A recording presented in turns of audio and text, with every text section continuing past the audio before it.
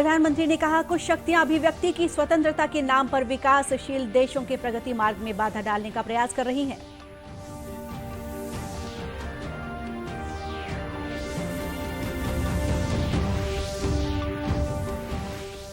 प्रदेश के 15 नगरीय निकायों में आम चुनाव और 17 वार्डों में उपचुनाव के लिए नामांकन की प्रक्रिया शुरू।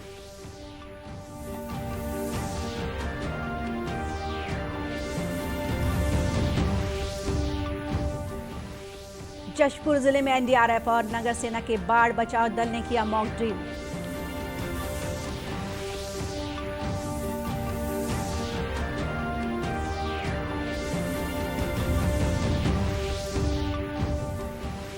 और प्रधानमंत्री फसल बीमा योजना के तहत किसान 15 दिसंबर तक करा सकते हैं उद्यानिकी फसलों का बीमा।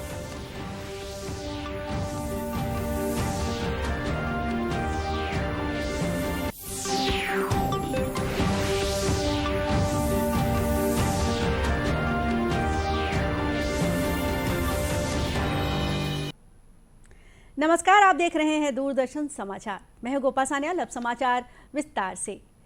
प्रधानमंत्री नरेंद्र मोदी ने संविधान दिवस पर विज्ञान भवन में आयोजित कार्यक्रम में कहा कि कुछ शक्तियां अभिव्यक्ति की स्वतंत्रता के नाम पर विकासशील देशों के प्रगति मार्ग में बाधा डालने का प्रयास कर रही हैं।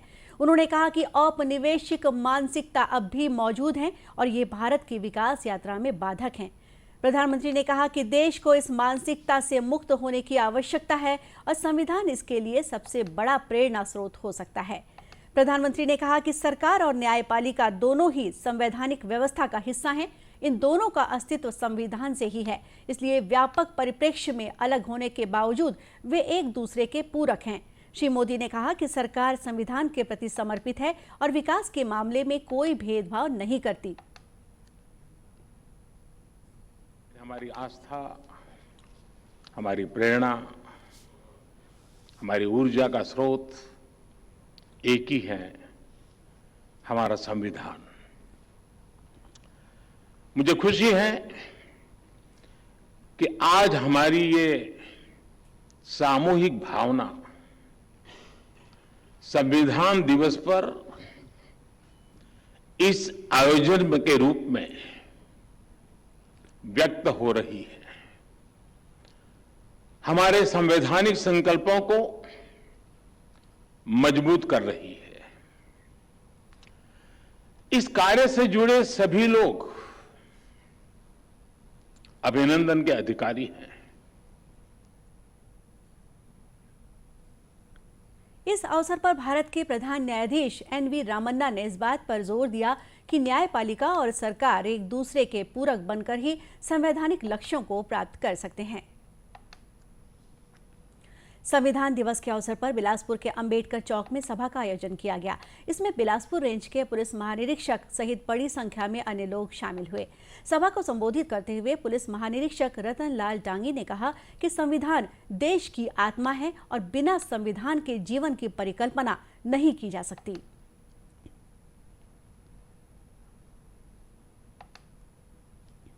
कोने में जाने का अधिकार, आप वहां रह भी सकते हैं, आपको पूरा अधिकार है। बस जरूरत है आपको बाबा साहब अम्बेडकर के संविधान के द्वारा ताकत दी गई उसको पहचानने की जरूरत है।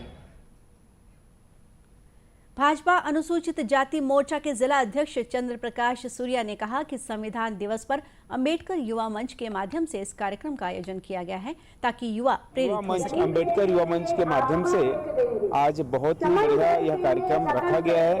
इसमें संविधान के साथ साथ जो शासन में जुड़े हुए अधिकारी हैं उनको भी आज इस मंच के माध्यम से बुलाया गया है और सभी युवाओं को प्रेरित किया गया है। उल्लेखनीय है कि आज दुनिया के सबसे बड़े लोकतंत्र के रूप में भारत पहचाना जाता है तो उसका आधार है हमारे देश का संविधान। संविधान मसौदा समिति के अध्यक्ष डॉक्टर भीमराव अंबेडकर के 2 साल 11 माह 18 दिन के अथक प्रयास के बाद भारतीय संविधान तैयार किया गया। प्रदेश के 15 नगरीय निकायों में आम चुनाव और कुछ अन्य निकायों के 17 वार्डों में पार्षद पद के उपचुनाव के लिए आज अधिसूचना जारी होने के साथ ही नामांकन पत्र दाखिल करने की प्रक्रिया भी शुरू हो गई है। 3 दिसंबर तक नामांकन पत्र भरे जा सकेंगे। राज्य निर्वाचन आयुक्त ठाकुर राम सिंह ने आज मान्यता प्राप्त राष्ट्रीय और राज्य स्तरीय राजनीतिक दलों के प्रतिनिधियों की बैठक ली। इस अवसर पर आयुक्त ने कहा कि चुनाव के दौरान कोविड गाइडलाइन का अनिवार्य रूप से पालन किया जाएगा।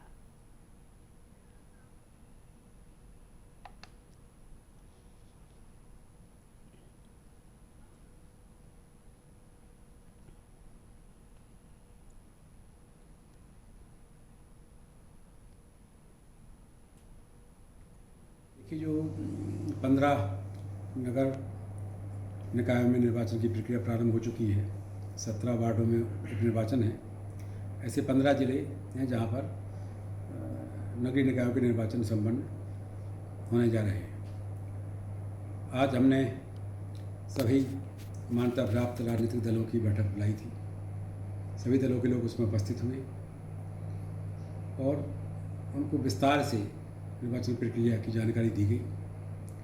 साथ ही उनसे अपेक्षा की गई कि कोविड-19 का जो प्रोटोकॉल है और निर्वाचन आयोग ने अपनी ओर से भी एक मानक प्रक्रिया का निर्धारण किया है, उसका सभी लोग पालन करें।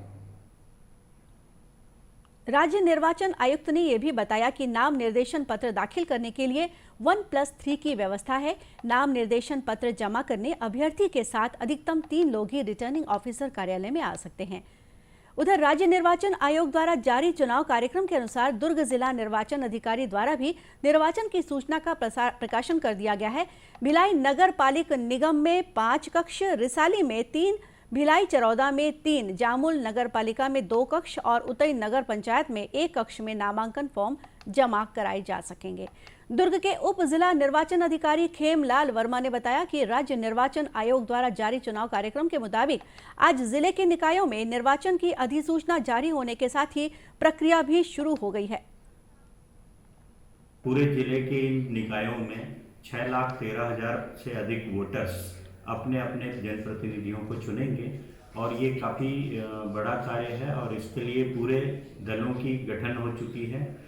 इसके लिए निर्वाचन की सूचना 27/11/2021 को नाम निर्देशन पत्र प्राप्त करने हेतु सभी संबंधित नगरीय निकायों में कर दी गई है। अधिसूचना का प्रकाशन कर दिया गया है, आरक्षण की सूचना का भी प्रकाशन कर दिया गया है और इसके साथ ही संबंधित निकाय के अंतर्गत मतदान केंद्रों की सूची का भी प्रकाशन कर दिया गया है। आज से नाम निर्देशन पत्र भरने की प्रक्रिया चालू हो गई है, जो कि 3/12/2021 तक चलेगी और इसके अलावा 6 तारीख को नाम वापसी का अंतिम दिन होगा। उसके पश्चात यह स्थिति स्पष्ट हो जाएगी कि किन वार्डों में कौन कौन से जनप्रतिनिधि निर्वाचन लड़ने हेतु अभ्यर्थी के रूप में पात्र पाए गए हैं। नगरीय निकायों में आम और उपचुनाव के लिए 20 दिसंबर को मतदान और 23 दिसंबर को मतगणना होगी।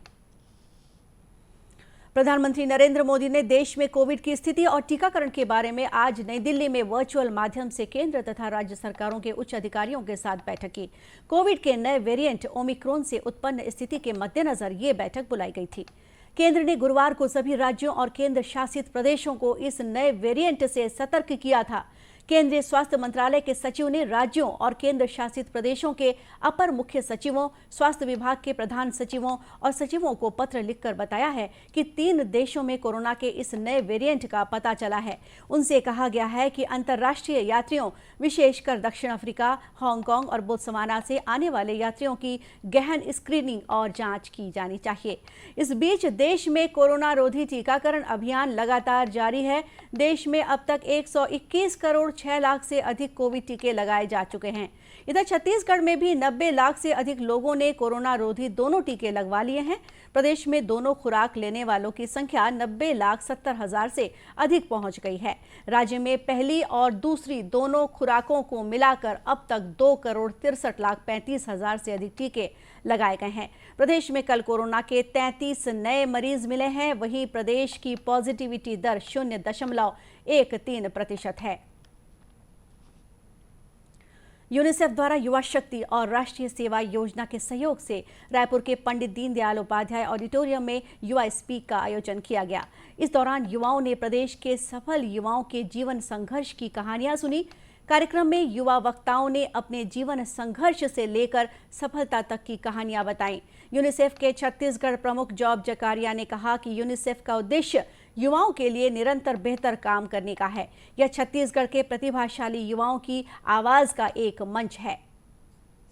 युवा स्पीक युवाओं की आवाज का एक मंच है और आज छत्तीसगढ़ के 7 शक्तिशाली और प्रभावशाली युवाओं का कहानी, जीवन कहानी पेश हो रहा है। इस अवसर पर पर्वतारोही चित्रसेन साहू, सुप्रसिद्ध लेखिका अंकिता जैन, छत्तीसगढ़ी फिल्मों के अभिनेता पद्मश्री अनुज शर्मा ने भी अपने विचार व्यक्त किए। जशपुर के नीम गांव बांध और बड़ा तालाब में एनडीआरएफ तथा नगर सेना के बाढ़ बचाव दल द्वारा संयुक्त रूप से मॉक ड्रिल किया गया। मॉक ड्रिल के दौरान एनडीआरएफ 3री बटालियन मुनादली कटक ओडिशा की टीम द्वारा बाढ़ सहित अन्य प्राकृतिक आपदा में फंसे व्यक्तियों को सुरक्षित बाहर निकालने, डीप डाइविंग द्वारा डूबे व्यक्ति का रेस्क्यू करने का मॉक ड्रिल किया गया। इसी तरह बाढ़ वाले क्षेत्रों में फंसे व्यक्तियों को घरेलू सामग्रियों जैसे पानी ड्रम, प्लास्टिक बोतल, फुटबॉल इत्यादि का प्रयोग कर राफ्ट बनाकर सुरक्षित बाहर निकालने की जानकारी दी गई। जशपुर की अतिरिक्त पुलिस अधीक्षक प्रतिभा पांडे ने बताया कि बाढ़ आपदा में फंसे लोगों को किस तरह से बचाया जा सकता है, इस संबंध में मॉक ड्रिल का आयोजन किया गया। जिला जशपुर में प्राकृतिक आपदा जैसे बाढ़ या फिर दूसरी स्थिति उत्पन्न होती है जिसमें बाढ़ में फंसे हुए लोगों को यदि हमको रेस्क्यू करना है तो उसमें बाढ़ में फंसे हुए लोगों को किस प्रकार से बचाया जा सकता है, उसके लिए आज मॉक ड्रिल का आयोजन किया गया था, जिसमें एनडीआरएफ की टीम जो आई हुई है उनके द्वारा प्रशिक्षण यहाँ पे लोगों को दिया गया और मॉक ड्रिल कराया गया, जिसमें नगर सेना और पुलिस प्रशासन, राजस्व विभाग और एनएसएस और एनसीसी के बच्चों को भी शामिल किया गया था। और इसी तारतम्य में आज जशपुर जो तालाब है वहाँ पे भी आमजन ताकि उसे देखें और जो घरेलू सामान हैं जैसे पानी के बोतल हैं, बास्केटबॉल हैं, आपके घर में थर्मोकोल है, तो उनका उपयोग करते हुए कैसे आप आपदा के समय स्वयं के जान की रक्षा कर सकते हैं और लोगों को बचा सकते हैं, उसके संबंध में मॉक ड्रिल आयोजित किया गया। उल्लेखनीय है कि एनडीआरएफ के 3री बटालियन मुनादली कटक ओडिशा की 33 सदस्यीय टीम आज़ादी के 75 वर्ष पूरे होने पर आयोजित अमृत महोत्सव के अंतर्गत जशपुर भ्रमण पर हैं। प्रधानमंत्री फसल बीमा योजना के तहत प्रदेश के किसान आगामी 15 दिसंबर तक अपनी उद्यानिकी फसलों का बीमा करा सकते हैं। राजनांदगांव जिले के उद्यानिकी विभाग के सहायक संचालक राजेश कुमार शर्मा ने बताया कि राजनांदगांव जिले में प्रधानमंत्री फसल बीमा योजना के अंतर्गत उद्यानिकी फसलों में टमाटर, पत्ता गोभी, फूल गोभी, प्याज, बैगन, आलू को शामिल किया गया है। पूरे छत्तीसगढ़ में और अपने राजनांदगांव जिले में भी 15 दिसंबर फसल बीमा की आखिरी तारीख है, जिसमें हमारी जो अभी रबी में जो फसलें लगाई जाती हैं, खास करके इसमें फूल गोभी है, पत्ता गोभी है, आलू, प्याज, इनमें हम लोग बीमा कर रहे हैं। राजनांदगांव कलेक्टर तारण प्रकाश सिन्हा ने बताया कि प्रधानमंत्री फसल बीमा योजना के अंतर्गत किसान जिले के सभी लोक सेवा केंद्रों में अपना पंजीयन करा सकते हैं। तिथि आ गई है तो हम सभी किसानों से इस बात के लिए अनुरोध करते हैं कि जैसा खरीफ के लिए उन्होंने अपना बीमा कराया था और इस बार भी जो लोक सेवा केंद्र के माध्यम से पंजीयन की कार्यवाही होगी तो अधिकाधिक किसान इसमें पंजीयन कराएं ताकि उनको लाभ मिल सके। इस योजना के तहत किसान जमीन का नक्शा, खसरा, आधार कार्ड, बैंक पासबुक की छायाप्रति के साथ आवेदन कर बीमा करा सकते हैं। राष्ट्रीय बागवानी मिशन के अंतर्गत स्व सहायता समूह की महिलाएं टमाटर की खेती कर आर्थिक रूप से आत्मनिर्भर बन रही हैं। दुर्ग जिले के ग्राम लिमतरा के सरस्वती समूह की महिलाओं ने गांव में ही करीब 2 एकड़ की जमीन पर टमाटर की फसल ली है और टमाटर की मांग को देखते हुए उन्हें अच्छी खासी आमदनी होने लगी है। आमदनी होने से समूह की ये महिलाएं स्वयं तो आर्थिक रूप से सशक्त हो ही रही हैं, साथ ही वे अन्य महिलाओं को भी रोजगार उपलब्ध करा रही हैं।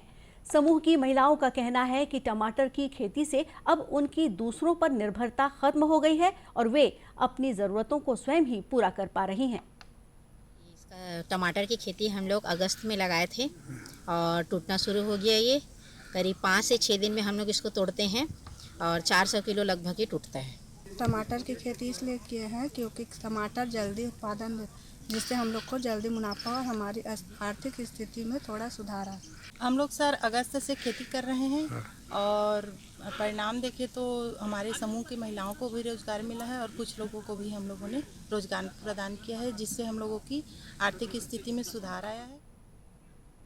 दुर्ग जिला उद्यानिकी विभाग के वरिष्ठ उद्यानिकी अधिकारी अशोक साहू ने बताया कि राष्ट्रीय बागवानी मिशन के तहत समूह की महिलाओं को खेती के लिए उन्नत किस्म के पौधे मुहैया कराए जाते हैं। उद्यानिकी विभाग की ओर से महिलाओं को टमाटर फसल लेने के लिए राष्ट्रीय बागवानी मिशन से 8,000 रुपये प्रति एकड़ अनुदान दिया जा रहा है। हमारे विभाग में राजपुर में एक सीडलिंग यूनिट है जहां इसके टमाटर के पौधे तैयार करके हम लोग देते हैं। राष्ट्रीय बागवानी मिशन के अलावा जिला खनिज न्यास से भी यहां ड्रिप लगाने के लिए 3,20,000 रुपए की सहायता राशि उपलब्ध कराई जाती है। और इसी के साथ ये समाचार बुलेटिन यहीं समाप्त हुआ। नमस्कार।